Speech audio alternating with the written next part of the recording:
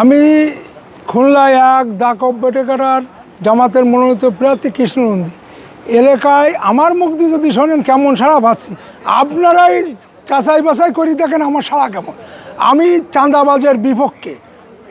চাঁদাবাজি আমি নির্বাচিত হলে এলাকায় চাঁদাবাজি করতে দেবো না, টেন্ডারবাজি করতে দেবো না, ঘাট দখল দিতে দেবো না, বাড়ি দখল দিতে দেবো না, দোকানপাট দখল দিতে দেবো না।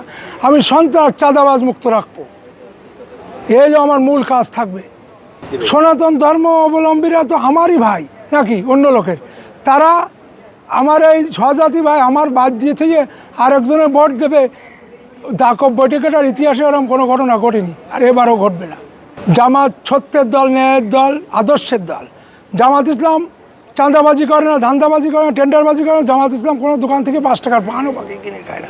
তাই জামাত ইসলামের আমি মনোনীত প্রার্থী। জামাত ইসলামকে ভালোবাসি, তাই বেশি জামাত ইসলাম। আমি এলাকায় নির্বাচিত হতে পারলে হওয়ার পর আমি ওখানে নদী ভাঙনের ব্যবস্থা উন্নত করব, রাস্তাঘাটের ব্যবস্থা ভালো করব, স্বাস্থ্য ব্যবস্থা ভালো করব, শিক্ষা ব্যবস্থা ভালো করব। আর মডেল দাকব বৈঠকবাসীকে মডেল দাকব বৈঠকবাসী উপহার দেবো আমি নির্বাচিত হতে পারি। সারা দেশে ধর্ম অবলম্বী মানুষ 2.5 কোটি আছে। তাদের বাংলাদেশে আমি যদি জামাত ইসলামের সরকার গঠন করে আর আমি যদি সংসদ সদস্য হয়ে সংসদে যেতে পারি, 2.5 কোটি হিন্দুদের কথা বলবো।